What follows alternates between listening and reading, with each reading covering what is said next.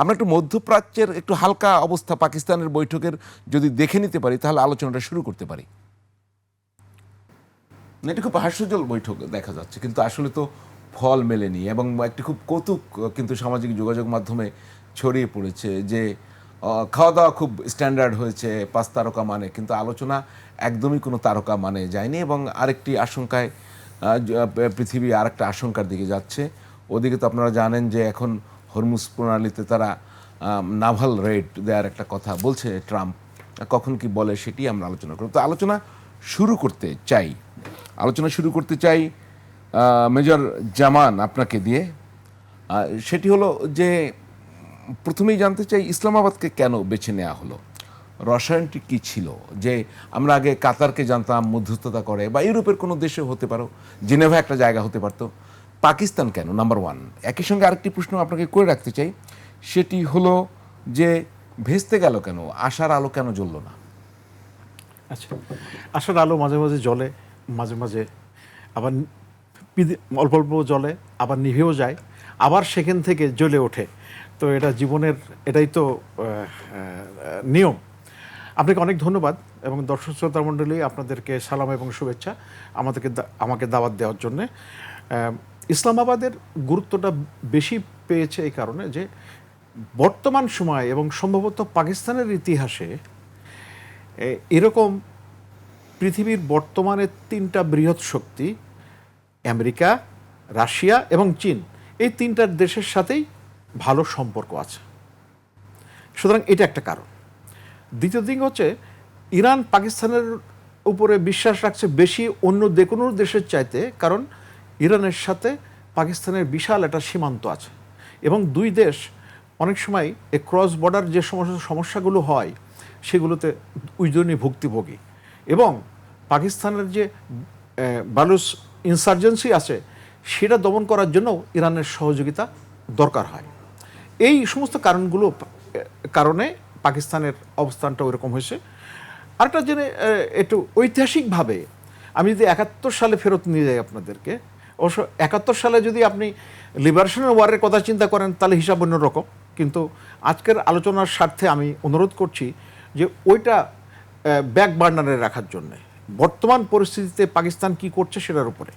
তো 71 সালে যখন মানে কোল্ড ওয়ার অর্থাৎ শীতল যুদ্ধ চরম আকার ধারণ করেছে, তখন আমেরিকার অর্থাৎ পশ্চিমা ব্লকের যেটা লক্ষ্য ছিল যে চীন যেন কোনোভাবেই সোভিয়েত ইউনিয়নের সাথে ওই ঘরানায় চলে না যায়, এবং তারই উদ্যোগ হিসাবে পাকিস্তানকে বেজ হিসাবে ব্যবহার করা হয়, কারণ পাকিস্তানের সাথে চীনের সম্পর্ক দীর্ঘদিনের এবং ভালো সম্পর্ক, আয়রন ক্লাড যে সম্পর্কটা বলা হয়। তো এই জন্যে এর সূচনা করেছিলেন কিসিঞ্জার সাহেব, তৎকালীন আমেরিকান পররাষ্ট্রমন্ত্রী বা পররাষ্ট্র সচিব, আমরা যেটাই বলি না কেন। তো উনি পাকিস্তানে যেতেন, কিন্তু উনি যে চীনে যাচ্ছেন সেটা অনেক পরে প্রকাশিত হয়েছে। উনি সন্ধেবেলা প্লেনে উঠতেন, বেজিংয়ে যেতেন, আলোচনা করে আবার মানে সূর্য ওঠার আগেই ইসলামাবাদে হাজির হতেন। এইভাবে উনি এই সম্পর্কটা স্থাপন করেন। এরপরে 1972 সালে এই যে নিক্সনের সাথে, নিক্সন, তৎকালীন প্রেসিডেন্ট নিক্সন এবং চায়না কর্তৃপক্ষের মধ্যে সমঝোতার ফলে নতুন সম্পর্কের উন্মেষ হয়।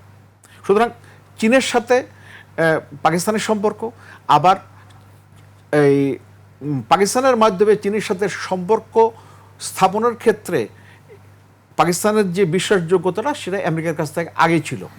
আর অফ লেট আপনার এই গত কিছুদিন ধরে, কয়েক বছর ধরে রাশিয়ার সাথে সম্পর্ক পাকিস্তানের অনেক ভালো হয়ে গেছে। আর একটা কথা এই জায়গায় এটা তথ্য দিয়ে রাখি, যে আফগানিস্তানে সোভিয়েত ইনভেশনের কারণে সোভিয়েত ইউনিয়নের পতন হয়েছিল, সেই আফগানিস্তানে এই আমেরিকান সৈন্য চলে যাওয়ার পরে এখন রাশিয়া তাদেরকে আস্থায় নিয়েছে।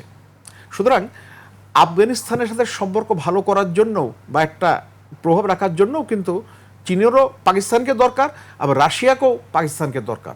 সো এইভাবে পাকিস্তানের মানে অবস্থান অর্থাৎ ভৌগোলিক অবস্থান, এই জায়গায় আমি একটা ছোট্ট আপনার সূত্র টানছি। জিবুতি দেখেন, একটা ছোট্ট একটা দেশ, গরিব দেশ জিবুতি, কারণ সেইটা এখন আপনি সমস্ত ওখানে আমেরিকান ঘাঁটি আছে, ওখানে চীনের ঘাঁটি আছে, অনেক দেশের ঘাঁটি ওখানে রয়ে গেছে, ছোট দেশ। অর্থাৎ জিওগ্রাফিক লোকেশন অর্থাৎ ভৌগোলিক অবস্থানটা একটা গুরুত্বপূর্ণ ফ্যাক্টর। ঠিক একইভাবে ইরানের ভৌগোলিক অবস্থানটা ইরানকে আরও বেশি গুরুত্বপূর্ণ করে তুলেছে। এখন এবং পাকিস্তানের এটা অনেক কাঠখড়ি পোড়াতে হয়েছে। আবার দেখেন আরব দেশগুলোর সাথে, বিশেষ করে সৌদি আরবের সাথে পাকিস্তানের সম্পর্ক ভালো, কিন্তু ইউএইর সাথে ঠিক ওই পর্যায়ের না। এবং তাদের সাথে ওই যে দ্বিপাক্ষিক সামরিক চুক্তিও স্বাক্ষরিত হয়েছে। এই মানে কাতারে যখন ইসরায়েল আক্রমণ করে তারপর থেকেই। এবং এর শোনা যাচ্ছে যে আমেরিকা, পাকিস্তান আপনার সৌদি আরবে তাদের যুদ্ধবিমান এবং আরও সৈন্য মোতায়েন করবে, এরকম একটা কথা গতকাল আমি দেখলাম। সুতরাং পাকিস্তানকে একেবারেই মানে সব পক্ষের কাছে গ্রহণযোগ্য হওয়ার কারণেই পাকিস্তান এই গুরুত্বপূর্ণ ভূমিকা পালন করতে পেরেছে। আরেকটা অতি গুরুত্বপূর্ণ সেটা হচ্ছে, আপনি মনে আছে আপনার যে প্রেসিডেন্ট ট্রাম্প দুইবার বর্তমানে পাকিস্তানের যিনি সেনাপ্রধান জেনারেল ফিল্ড মার্শাল আসিফ মনির, ওনার সাথে দুইবার লাঞ্চ করেছেন। তো এইটা কিন্তু খুব একটা কমন ঘটনা না। সো এইগুলোর মিলায় দেখা গেল যে আপনার ব্যক্তিগত সম্পর্ক একটা এখানে বাছাই করার ক্ষেত্রে ভূমিকা রেখেছে।